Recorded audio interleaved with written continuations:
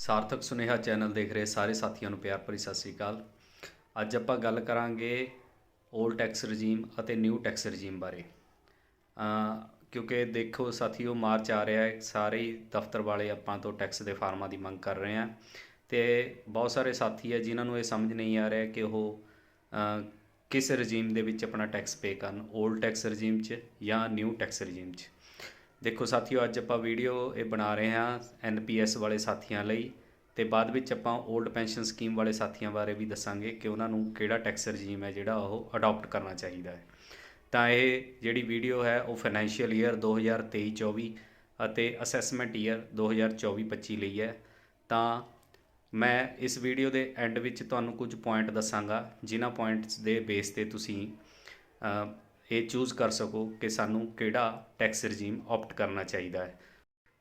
ਇਸ ਵੀਡੀਓ ਨੂੰ ਐਂਡ ਤੱਕ ਜ਼ਰੂਰ ਦੇਖਿਓ। ਤਾਂ ਇਹ ਆਓ ਸ਼ੁਰੂ ਕਰਦੇ ਹਾਂ ਆਪਾਂ ਵੀਡੀਓ, ਜਿਸ 'ਚ ਆਪਾਂ ਪਤਾ ਕਰਾਂਗੇ ਆਪਾਂ ਨੇ ਓਲਡ ਟੈਕਸ ਰਜੀਮ ਚੂਜ਼ ਕਰਨਾ ਹੈ ਜਾਂ ਨਿਊ ਟੈਕਸ ਰਜੀਮ। ਹਾਂਜੀ, ਆਪਾਂ ਓਲਡ ਟੈਕਸ ਰਜੀਮ ਨਾਲ ਚੈੱਕ ਕਰਦੇ ਹਾਂ ਕਿ ਸੈਲਰੀ ਆਪਣਾ ਜੋ ਟੈਕਸ ਹੈ ਉਹ ਕਿੰਨਾ ਬਣੇਗਾ। ਦੇਖੋ ਜੀ, ਮੈਂ ਇੱਕ ETT ਟੀਚਰ ਹਾਂ ਅਤੇ ਮੇਰੀ ਜਿਹੜੀ ਗਰੋਸ ਸੈਲਰੀ ਹੈ ਉਹ 10,70,642 ਹੈ। ਉਸ 'ਚ ਸਟੈਂਡਰਡ ਡਿਡਕਸ਼ਨ ਹੈ ਜਿਹੜੀ ਆਪਣੀ 50,000 ਹੈ ਔਰ ਡਿਵੈਲਪਮੈਂਟ ਟੈਕਸ 2400 ਰੁਪਈਆ ਹੈ। ਤਾਂ ਇਹ ਦੋਨੋਂ ਚੀਜ਼ਾਂ ਮਾਈਨਸ ਕਰਕੇ ਜੋ ਇਨਕਮ ਬਚਦੀ ਹੈ ਉਹ ਬਚਦੀ ਹੈ 10,18,241। ਠੀਕ ਹੈ ਜੀ। ਉਸ ਤੋਂ ਅੱਗੇ ਆਪਾਂ ਚੱਲਦੇ ਹਾਂ ਕਿ HRA। ਇਸ ਵਿੱਚ HRA ਵੀ ਮਾਈਨਸ ਹੁੰਦਾ ਹੈ। HRA 58,704 ਰੁਪਈਆ ਹੈ ਅਤੇ ਬਾਕੀ ਆਪਣੀ ਨੈੱਟ ਟੈਕਸੇਬਲ ਸੈਲਰੀ ਬਚੀ 9,59,537 ਰੁਪਏ। ਠੀਕ ਹੈ ਜੀ। ਉਸ ਤੋਂ ਅੱਗੇ ਚੱਲਦੇ ਹਾਂ ਆਪਾਂ ਸੇਵਿੰਗਸ। ਆਪਾਂ ਇਹ ਮੰਨ ਕੇ ਚੱਲੀਏ ਕਿ ਸੇਵਿੰਗਸ ਜਿਹੜੀ ਹੈ ਉਹ ਸਾਡੀ 1.5 ਲੱਖ ਰੁਪਈਆ ਹੈ। ਠੀਕ ਹੈ। ਅਤੇ ਆਪਾਂ ਟੈਕਸੇਬਲ ਸੈਲਰੀ ਵਿੱਚੋਂ ਆਪਣੀ ਸੇਵਿੰਗ ਘਟਾਵਾਂਗੇ ਤਾਂ ਆਪਣੀ ਬਚੇਗੀ ਸੈਲਰੀ 8,09,537 ਰੁਪਏ। ਅਤੇ ਕਿਉਂਕਿ ਆਪਾਂ NPS ਇੰਪਲੋਈ ਹਾਂ ਤਾਂ ਆਪਾਂ 50,000 ਦੀ ਵਾਧੂ ਰਿਬੇਟ ਹੈ ਜਿਹੜੀ ਉਹ 80 CCD 2 ਦੇ ਤਹਿਤ ਆਪਾਂ ਲੈ ਸਕਦੇ ਹਾਂ, ਅਤੇ ਉਹ ਵੀ ਮੈਂ ਇਸ ਦੇ ਵਿੱਚੋਂ ਘਟਾਇਆ ਅਤੇ ਆਪਣੀ ਸੈਲਰੀ ਬਚੀ 7,59,537 ਰੁਪਏ।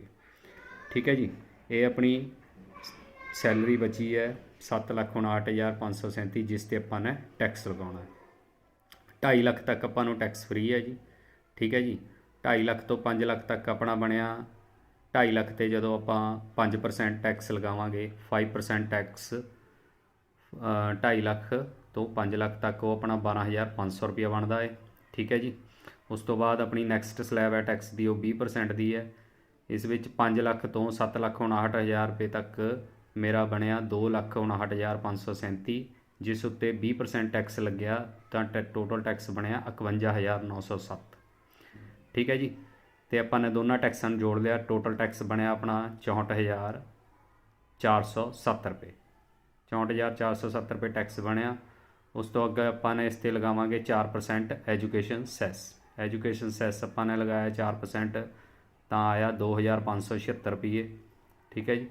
2,576 ਰੁਪਏ ਲਗਾ ਕੇ ਟੋਟਲ ਜੋ ਟੈਕਸ ਮੇਰਾ ਪੇਬਲ ਬਣਿਆ ਉਹ ਬਣਿਆ 66,983 ਰੁਪਏ। ਇਹ ਜਿਹੜਾ ਟੈਕਸ ਹੈ ਇਹ ਓਲਡ ਟੈਕਸ ਰਜੀਮ ਦੇ ਤਹਿਤ ਮੈਨੂੰ ਪੇ ਕਰਨਾ ਪਵੇਗਾ। ਹਾਂਜੀ ਸਾਥੀਓ, ਹੁਣ ਆਪਾਂ ਗੱਲ ਕਰਾਂਗੇ ਨਿਊ ਟੈਕਸ ਰਜੀਮ ਤਹਿਤ ਆਪਾਂ ਨੂੰ ਕਿੰਨਾ ਟੈਕਸ ਪੇ ਕਰਨਾ ਪਵੇਗਾ। ਗਰੋਸ ਸੈਲਰੀ ਮੇਰੀ ਸੇਮ ਹੀ ਹੈ 10,70,641 ਰੁਪਏ, ਜਿਸ ਦੇ ਵਿੱਚ ਸਟੈਂਡਰਡ ਡਿਡਕਸ਼ਨ ਹੈ ਜਿਹੜੀ ਉਹ 50,000 ਰੁਪਈਆ, ਉਹ ਚਾਹੇ ਓਲਡ ਟੈਕਸ ਰਜੀਮ ਹੈ ਚਾਹੇ ਨਿਊ ਟੈਕਸ ਰਜੀਮ ਹੈ ਉਹ ਡਿਡਕਟ ਹੋਏਗੀ। ਠੀਕ ਹੈ ਜੀ। 50,000 ਆਪਾਂ ਸਟੈਂਡਰਡ ਡਿਡਕਸ਼ਨ ਇਹਦੇ ਵਿੱਚੋਂ ਮਾਈਨਸ ਕਰਤੀ ਹੈ ਤਾਂ ਮੇਰੀ ਟੈਕਸੇਬਲ ਸੈਲਰੀ ਬਣੀ 10,20,641। ਨਿਊ ਟੈਕਸ ਰਜੀਮ ਵਿੱਚ ਇੱਕ ਗੱਲ ਹੈ ਕਿ ਆਪਾਂ ਇਸ ਤੋਂ ਇਲਾਵਾ ਹੋਰ ਕੁਝ ਵੀ ਆਪਾਂ ਨੇ ਡਿਡਕਟ ਨਹੀਂ ਕਰਨਾ, ਬਾਕੀ ਸਾਰੀ ਆਪਣੀ ਸੈਲਰੀ ਜਿਹੜੀ ਹੈ ਉਹ ਟੈਕਸੇਬਲ ਹੈ। ਇਹਦੇ ਵਿੱਚ ਕੋਈ ਸੇਵਿੰਗ ਨਹੀਂ ਆਏਗੀ, ਕੋਈ ਜੇਕਰ ਤੁਸੀਂ ਲੋਨ ਲਿਆ ਹੋਇਆ ਉਹ ਨਹੀਂ ਆਏਗਾ। ਠੀਕ ਹੈ। ਜੇ ਕੋਈ ਤੁਹਾਡੀ ਹੈਲਥ ਇੰਸ਼ੋਰੈਂਸ ਚੱਲ ਰਹੀ ਹੈ ਉਹ ਨਹੀਂ ਆਏਗੀ। ਇਸ ਵਿੱਚ ਸਿਰਫ ਸਟੈਂਡਰਡ ਡਿਡਕਸ਼ਨ ਹੈ ਜਿਹੜੀ ਉਹ ਮਾਈਨਸ ਕਰਨੀ ਹੈ, ਉਸ ਤੋਂ ਇਲਾਵਾ ਆਪਣਾ ਕੁਝ ਵੀ ਮਾਈਨਸ ਨਹੀਂ ਹੋਏਗਾ। ਤਾਂ ਮੇਰੀ ਦੇਖੋ ਸੈਲਰੀ ਬਣੀ 10,20,641 ਰੁਪਏ, ਜਿਸ 'ਤੇ ਮੈਂ ਟੈਕਸ ਦੇਣਾ ਹੈ। ਤਾਂ ਸਭ ਤੋਂ ਪਹਿਲੀ ਟੈਕਸ ਦੀ ਸਲੈਬ ਹੈਗੀ ਹੈ 5% ਦੀ। ਦੇਖੋ ਦੋਸਤੋ, 3 ਲੱਖ ਤੱਕ ਕੋਈ ਟੈਕਸ ਨਹੀਂ ਹੈ। 3 ਲੱਖ ਤੋਂ 6 ਲੱਖ ਤੱਕ ਜਿਹੜਾ ਟੈਕਸ ਹੈ ਉਹ 5% ਹੈ। ਇਹ ਆਪਣਾ 3 ਲੱਖ ਬਣਿਆ। 3 ਲੱਖ 'ਤੇ 5% ਦੇ ਹਿਸਾਬ ਨਾਲ 15,000 ਰੁਪਇਆ ਟੈਕਸ ਬਣਿਆ। ਨੈਕਸਟ ਸਲੈਬ ਹੈ ਜਿਹੜੀ ਆ ਉਹ 10% ਦੀ ਹੈ। 6 ਲੱਖ ਤੋਂ 9 ਲੱਖ ਤੱਕ ਇਹ ਵੀ 3 ਲੱਖ ਰੁਪਈਆ ਬਣਿਆ। ਇਸ ਦੇ ਉੱਤੇ 10% ਦੇ ਹਿਸਾਬ ਨਾਲ 30,000 ਰੁਪਈਆ ਟੈਕਸ ਬਣਿਆ।